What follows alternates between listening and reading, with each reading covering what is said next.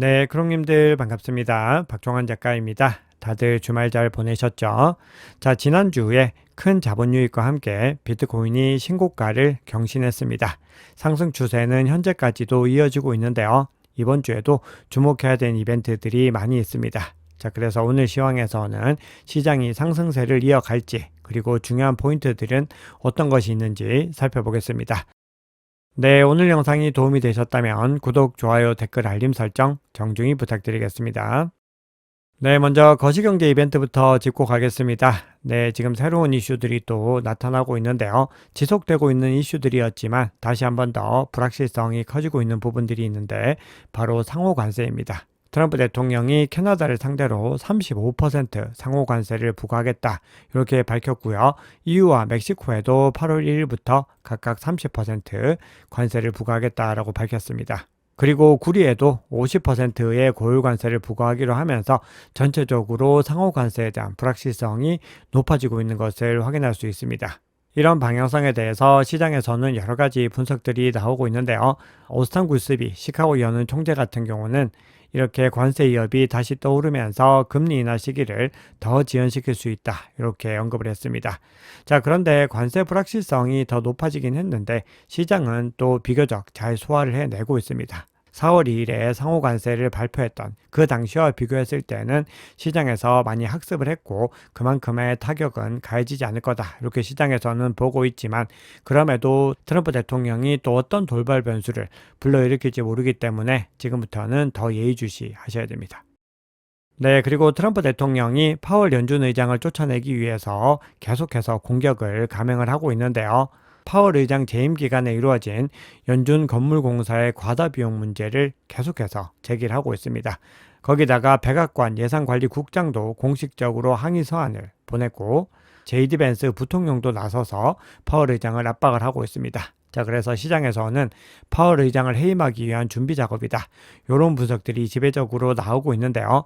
이슈를 대중화해서 파월 의장에 대한 신뢰도를 떨어뜨리려는 의도이다. 이렇게 외신들은 분석을 하고 있습니다. 그러다 보니까 파월 의장이 사임을 고심하고 있다. 이런 기사들도 전해지고 있는데요. 만약에 이 부분들이 현실화됐을 때는 시장이 또 단기적으로 충격을 받을 수가 있습니다. 자, 그리고 이번 주에는 가장 중요한 것이 크립토 위크인데요. 14일부터 18일까지 진행이 되기 때문에 어느 타이밍에 핵심 법안들을 통과시킬지는 계속해서 지켜봐야 되는데요. 현재 세 가지 법안, 스테이블 코인 규제 법안, 시장 구조 법안, 그리고 CBDC 금지 법안 이 세 가지를 본회의에 상정하는 것이 관건인데요. 그 중에서도 가장 중요한 것은 스테이블 코인 규제 법안인 지니어스 통과 여부가 가장 중요합니다. 최종적으로 통과를 하게 되면은 트럼프 행정부의 친암호화폐 정책이 더 크게 탄력을 받을 수가 있고 중장기적인 상승 포석을 확고하게 마련하게 됩니다. 네, 이번 주에 발표되는 중요한 거시경제 지표는 화요일과 목요일에 각각 소비자 물가 지수와 생산자 물가 지수를 주목하셔야 되고 특히 화요일에 소비자 물가 지수가 중요합니다. 이번 달 금리 발표가 7월 30일에 예정되어 있는데 이 금리 발표에서 고려하는 마지막 물가 지표가 이 소비자 물가 지수가 될 수 있기 때문에 평소보다 상대적으로 더 중요하다 이렇게 볼 수 있고요. 목요일에 소매 판매 지표와 실업수당 청구 건수 그리고 필라델피아에는 제조업 활동 지수도 다 주목해서 보셔야 됩니다. 네, 마이클 세일러 스트래티지 CEO가 비트코인을 추가 매집했음을 알렸습니다. 지난주에는 호드를 했다라고 밝혔는데 이번에는 어떤 주는 호들만 하지 않습니다 라는 메시지와 함께 세일러 트래커 차트를 공유를 했습니다. 비트코인을 매집했다라는 의미로 해석할 수 있습니다. 그래서 구체적인 물량들에 대해서는 미국 현지 시각으로 오늘 밤에 다시 포스팅을 하게 됩니다. 그리고 마이클 세일러가 추가적인 포스팅을 통해서 이렇게 얘기를 했는데요. 돈을 싫어한다면 비트코인을 공매도 하라 이렇게 밝히고 있습니다. 그만큼 비트코인은 계속해서 꾸준히 보유해야 되는 자산이다. 이 부분들을 강조를 하고 있습니다. 비트코인 현물 ETF 흐름도 한번 살펴볼 텐데요. 비트코인 현물 ETF에서 역사상 최초 기록이 나타났습니다. 이틀 연속으로 자금 유입이 무려 10억 달러를 넘어섰습니다. 출시 이후에 처음 있었고요. 각각 11억 7,560만 달러, 10억 2,960만 달러를 기록을 했습니다. 이더리움 현물 ETF에서도 유의미한 흐름이 나오고 있는데요. 지금 단위 수 자체가 바뀌고 있는 것을 볼 수 있습니다. 비트코인 현물 ETF가 이때 유입됐던 그 정도의 물량들이 이더리움에서 포착이 되고 있습니다. 일주일 동안에 총 9억 810만 달러 가량이 순유입이 되면서 또 가격의 큰 상승들을 가지고 왔습니다. 과연 이번 주에도 현물 ETF를 중심으로 해서 순유입 흐름이 이어갈 수 있을지 한번 살펴보겠습니다. 네, 그러면 지금부터는 많이들 궁금해하실 온체인 지표 한번 살펴보겠습니다. 비트코인 가격이 신고점을 경신하면서 올라가고 있지만 일반 투자자들의 관심은 여전히 낮은 수준을 보이고 있습니다.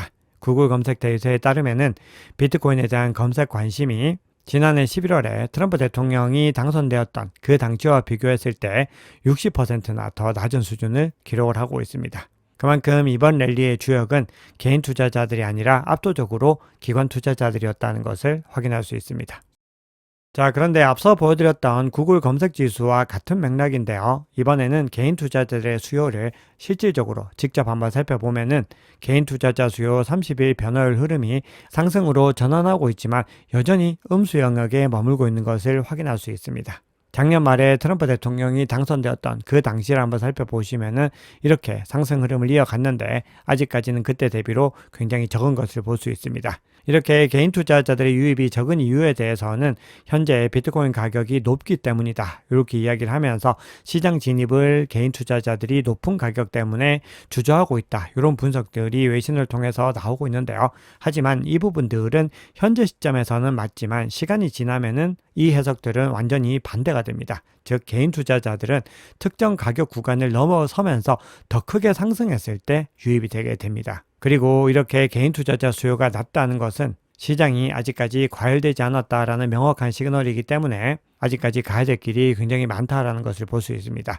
지금까지 흐름 한번 살펴봤을 때 이렇게 기관 투자자들이 흐름을 만들고 나면은 어김없이 개인 투자자들의 수요가 크게 늘어나게 됩니다. 바로 포모라고 하는 감정이죠. 더 이상 늦으면 안 되겠다라는 다급함들이 작용을 하면서 개인 투자자들이 유입이 됩니다. 네, 개인 투자자들의 수요가 음수 영역에 머물고 있는 것을 확인했다면은 이번에는 비트코인 가격 모멘텀 변화를 한번 살펴볼 텐데요. 이 지표의 30일 모멘텀 한번 살펴봤을 때 바닥을 찍었던 구간이 마이너스 8%였고 그 전주에 4.2%였는데 지금은 12%까지 상승을 했습니다. 즉 중립지대에서 벗어나서 이제는 강세 영역으로 전환하고 있는 것을 확인할 수 있습니다. 0을 경계로 해서 0보다 넘을 때 강세 활동의 복귀를 의미를 하는데 지금은 그 흐름들이 더 높아지고 있는 것을 볼 수 있습니다. 자, 그럼에도요. 작년에 두 번 고점을 찍었던 구간들 보면은 월등하게 높았습니다. 40을 더 상회에서 더 높이 올라가서 50 이상까지도 올라갔던 걸 볼 수 있는데 현재 12%라고 하는 것은 아직까지도 많이 낮은 구간에 있다는 것을 확인할 수 있습니다.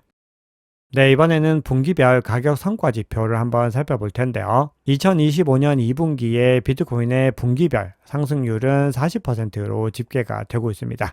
네, 그런데 이 40%라고 하는 지표는 일종의 기준선으로서 작용을 해왔습니다. 일종의 중요한 시그널로 작용을 해왔다라는 건데요. 이전 패턴에서 이 기준선을 돌파한 이후에는 1주에서 3주 정도 동안의 상승세를 이어가면서 더 높은 국면으로 진입한 것을 확인할 수 있습니다. 이런 구간들이 대표적으로 해당이 되는데요. 이 이후에 70%를 넘어선 그 구간 이후에 조정 국면을 보였던 것을 확인할 수 있습니다.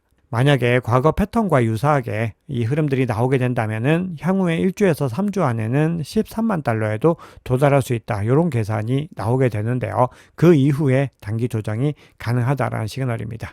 자, 그리고 13만 달러를 넘어서 15만 달러까지 돌파하기 위해서는 연준에 더 명확한 신호나 강력한 기관 자금 유입이 추가적으로 더 나와야 되는데 현재로서는 7월에 금리 인하 가능성이 낮기 때문에 추세를 더 강하게 이어가기에는 제한이 있습니다. 그런데 더 중요한 부분들은 금리 발표 이후에 파월 의장이 어떤 발언을 하는지에 있습니다. 현재 수세에 몰리고 있는 파월 의장이 과연 금리 인하에 대한 시그널을 더 강하게 줄 수 있을지 이 부분들이 이번 달 전반을 두고서 판단해야 되는 중요한 요소입니다. 네, 비트코인의 전체적인 흐름과 관련해서는 이 지표를 마지막으로 살펴볼 텐데요. 온체인 신뢰도 지표인데요. 이 지표는 R 호들 비율부터 해서 퓨얼 멀티플, MVRV, CVDD, NUPL 같은 여러 지표들을 종합적으로 반영해서 측정한 지표인데요.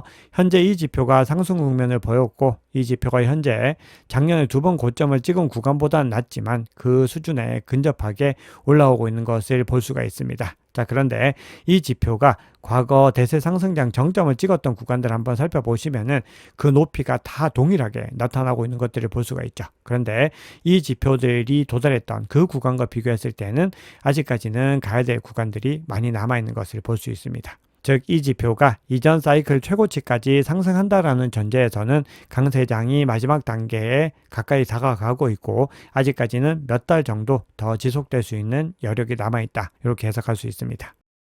자, 시장에서 많은 지표들이 강세장으로 전환하고 있지만 제가 꾸준히 중요하다고 말씀을 드렸던 IFP 지표, 즉 자본이 현물 시장과 파생 상품 시장 중에서 어디에 더 힘이 실리는지 측정하는 요 IFP 지표는 아직까지 약세장에 머물고 있고 이 약세장이 상당히 길게 이어지고 있는 것을 볼 수 있습니다. 이 지표가 90일 이평선을 상방 돌파하게 될 때, 이때부터가 더 본격적으로 파생 상품에 자본이 유입되고 있다는 시그널로 해석이 되기 때문에 그때부터는 더 가파르게 상승장의 움직임을 이어갈 수 있습니다. 그리고 과거 사이클로 봤을 때도 이렇게 IFP 지표가 긍정적인 흐름을 보일 때 더 가파르게 상승세를 이어가는 걸 볼 수 있습니다. 네, 마지막으로 이번 주 금요일 오후 5시에 마감되는 주간 옵션 추이 한번 살펴볼 텐데요. 현재 옵션 트레이더들은 강세장에 베팅을 하고 있습니다. 현재 콜옵션이 더 우세하고 120에서 130K대의 행사가가 집중이 되고 있습니다. 거기다가 맥스페인 가격대가 지난주만 해도 108K였는데 115K로 크게 상승하는 움직임을 볼 수 있습니다. 그만큼 상승장에 더 무게감을 두고 있는 것이기 때문에 현재 시장 기준으로 가격이 115K 상단을 유지하고 콜 거래량이 더 증가하게 됐을 때는 120K 상단 테스트가 이루어질 수 있고 더 불리시한 관점, 더 긍정적인 관점에서는 130K까지도 가능하다라는 해석을 할 수 있습니다. 네, 그러면 시장의 중요한 이슈들 한번 살펴보겠습니다. 현재 미국에서 입법을 통해서 스테이블 코인 규제 법안을 통과시키기 직전에 와 있는데요. 영국의 영란은행 총재 같은 경우는 주요 은행들의 스테이블 코인 발행을 반대한다. 이렇게 이야기를 하고 있습니다. 그런데 미국을 중심으로 한 스테이블 코인 흐름들이 더 가속화됐을 때는 이 흐름들이 전 세계적으로 번져나갈 수 있습니다. 자, 그리고 단기적으로는 악재로 작용할 수 있는데 그동안에 꾸준히 비트코인을 매집해왔던 부탄 정부가 바이낸스에 1190만 달러 비트코인을 추가 입금했다라는 소식이 전해졌습니다. 현재 부탄 정부가 비트코인 매도를 지속하고 있는 것으로 추정이 되고 있습니다. 자, 그런 가운데 엘살바도르는 매일마다 1BTC를 매집을 해왔는데요. 이 흐름들이 2022년 11월 18일부터 그 흐름들이 이어져 왔습니다. 그리고 현재까지 총 969개의 비트코인을 보유를 하고 있는데요. 평균 단가는 55.8K이고 비용이 5,416만 달러가 들어갔는데 현재 가치로는 1억 1,518만 달러입니다. 그래서 현재 엘살바도르의 수익률은 113%로 나오고 있습니다. 네, 선물 ETF 출시는 현물 ETF 출시의 선행 움직임으로 해석을 합니다. 자, 그런 가운데 프로셰어스가 XRP 선물 ETF를 7월 18일에 출시할 예정이라고 합니다. 그만큼 XRP 현물 ETF도 출시가 가까워졌다는 것을 확인할 수 있습니다. 네, 그러면 CBD 지표 한번 살펴보겠습니다. 현재 파이어 차트 상으로 120K에 강력하게 매도벽이 형성이 되고 있습니다. 이 얘기는 역시나 상승 움직임들이 더 강해지고 있다는 의미이기 때문에 이번 주에 나오는 주요 이벤트 결과에 따라서 120K를 빠르게 돌파하고 올라갈 가능성도 열려 있습니다. 자, 고래들의 움직임 한번 살펴보시면은 갈색 고래와 보라색 고래는 매수세에 힘을 내고 있습니다. 가장 큰 규모의 주체들이 움직이고 있고 그 외의 주체들은 오히려 매도를 하면서 전체적으로는 매도세가 매수세보다 소폭 우위에 있는 것을 바이낸스 거래소에서는 확인할 수 있습니다. 반면에 코인베이스 거래소에서는 지난주에 일시적으로 음수 영역까지 들어갔다가 다시 크게 반등을 하면서 상승 움직임을 이끌었는데요. 현재는 일정 부분 조정을 받은 이후에 횡보 국면을 이어가고 있습니다. 그러다 보니까 가격도 횡보의 흐름을 이어가고 있는데요. 현재 숨고르기를 하고 있는 단계다. 이렇게 볼 수 있습니다. 코인베이스 프리미엄 지표가 양수 영역을 유지하고 있기 때문에 여전히 미국의 기관발 수요들은 긍정적인 관점을 유지하고 있다. 이렇게 해석할 수 있습니다. 네, 비트코인 차트 한번 보겠습니다. 현재 비트코인 가격은 역 헤드 앤 숄더 패턴의 넥라인을 상방 돌파하는 데 성공을 했습니다. 그런데 일반적으로 이 패턴을 돌파하고 나면은 가격이 일시적으로 하락해서 이 추세선을 다시 한 번 더 이 넥라인을 테스트를 하게 되기 때문에 이 구간까지 내려갔다가 올라오더라도 추세적인 관점에서는 일반적인 패턴이다, 이렇게 볼 수가 있습니다.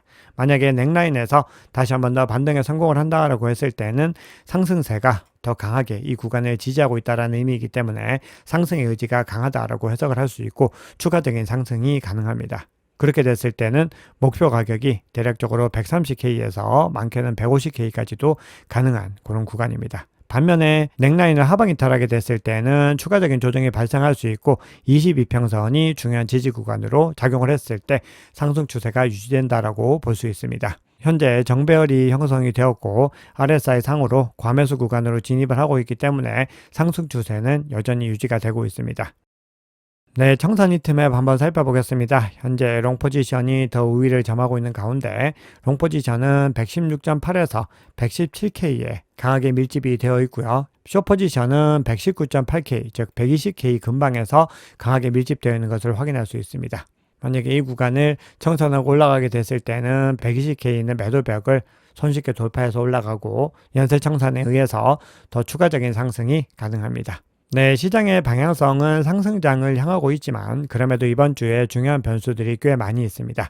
거시경제 관점에서는 소비자 물가지수 발표 그리고 상호관세 흐름을 주목해서 보셔야 된다고 강조를 드렸죠. 트럼프 대통령의 발언 하나하나에 따라서도 단기적인 변동성은 발생할 수 있습니다. 그런데 더 중요한 것은 크립토 위크이고 과연 핵심적인 법안 3가지를 모두 다 통과시킬 수 있을지 그 부분을 주목하셔야 됩니다. 결과에 따라서 셀던 뉴스에 따라서 일시적인 조정이 나타날 가능성도 염두에 두면서 만약에 조정이 나타났을 때 어디에서 반등할 수 있을지 이 부분들을 보시면서 대응 전략을 가져가셔야 됩니다. 만약에 넥라인에서 반등에 성공한다고 했을 때는 그 구간이 마지막 돌파 매수 구간으로서 작용할 수 있고요. 만약에 하방 이탈하게 됐을 때는 추가적으로 또 어디에서 반등할지를 보면서 계속해서 대응 전략들을 이어가시면 좋을 것 같습니다. 네, 오늘 준비한 얘기는 여기까지입니다. 여러분 오늘 영상이 도움이 되셨다면 구독, 좋아요, 댓글, 알림 설정 정중히 부탁드리겠습니다. 지금까지 박 작가였습니다. 감사합니다.